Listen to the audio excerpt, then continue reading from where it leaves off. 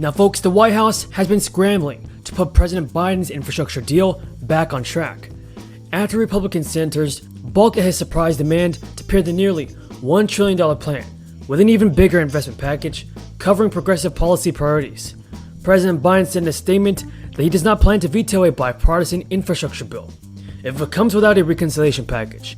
Well, from day one, Republicans opposed adding a supplement to normal unemployment. And at a time when tens of millions of people are working for starvation wages, their theory is if you have low unemployment benefits, you can starve people back to work. And obviously, I think that is unacceptable. Walking back a declaration last week that he would refuse to sign it unless the two bills were included. The comment angered some Republican lawmakers, including Senate Minority Leader Mitch McConnell, who said the president was threatening to veto the bipartisan deal in remarks on the Senate floor on Thursday.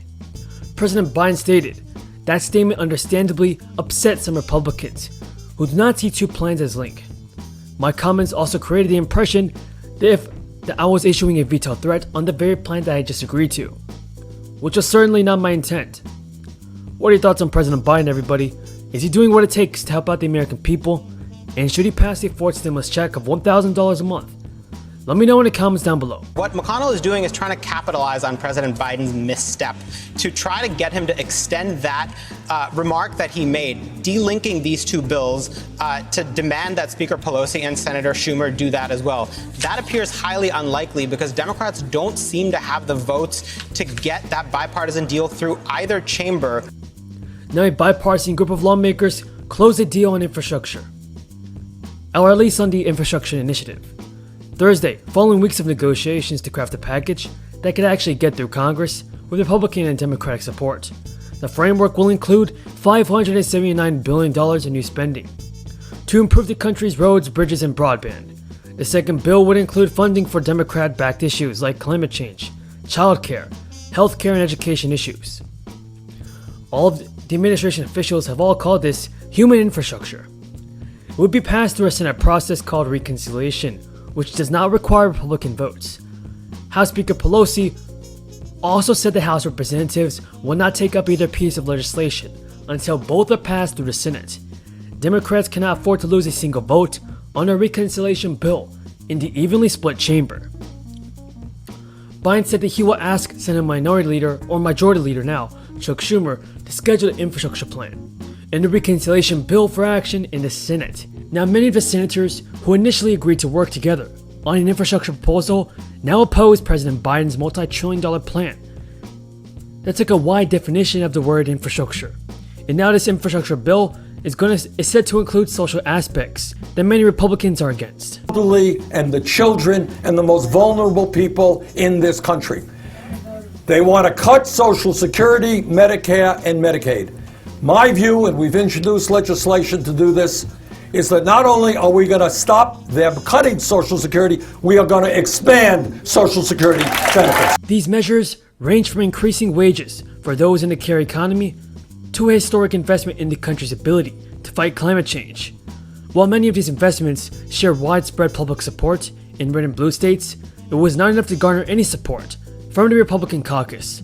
Additionally, Senate Minority Leader Mitch McConnell has said in recent days that his party would have never supported a bill that increased the corporate tax rate to cover the new spending.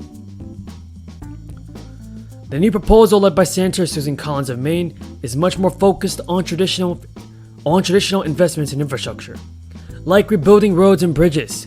The bipartisan group of senators has been more interested in a targeted piece of legislation.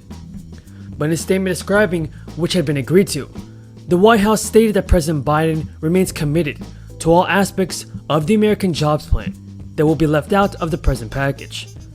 The White House has said that the president sees this package as a first step and that Biden will work with Congress to build on the bipartisan infrastructure framework and legislation that moves in tandem, and he's encouraged that both the House and Senate are working on budget plans that would do so.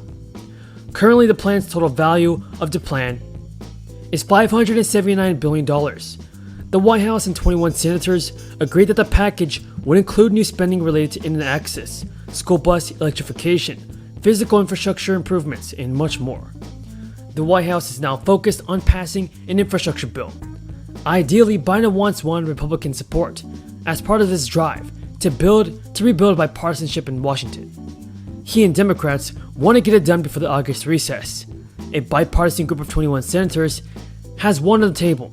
That Senator Lindsey Graham has said, President Joe Biden, if you want an infrastructure deal of $1 trillion, it's there for the taking. You just need to get involved and take the lead. Now folks, that's all the news in this video. If you guys found this video useful and helpful, feel free to subscribe to my channel and give this video a like. In the president's name and the president's voice. And a couple of the points he made in there quite clearly were that last week when he had the press conference, as you all know, he he indicated he would refuse to sign the infrastructure bill if it was sent to him without his American Families Plan and other priorities, including clean energy.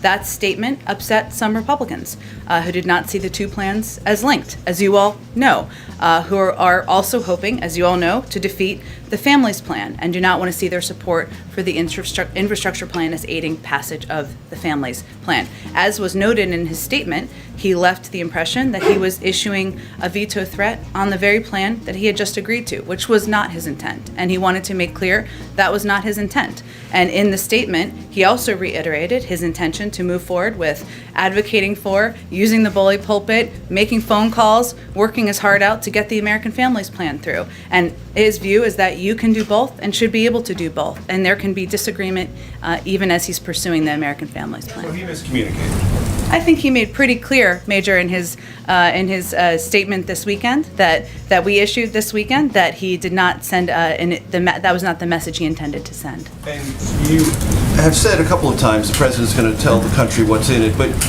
even those who have supported it say we'd like to know more about it. I mean, when are the details going to be really available for those, for example, who live in Flint, Michigan, or any other city in America that does have a lead pipe situation, to know exactly what's going to be spent, when it's going to be spent, and the core legislative language that, when I used to cover Senator Biden, he would be very much focused on?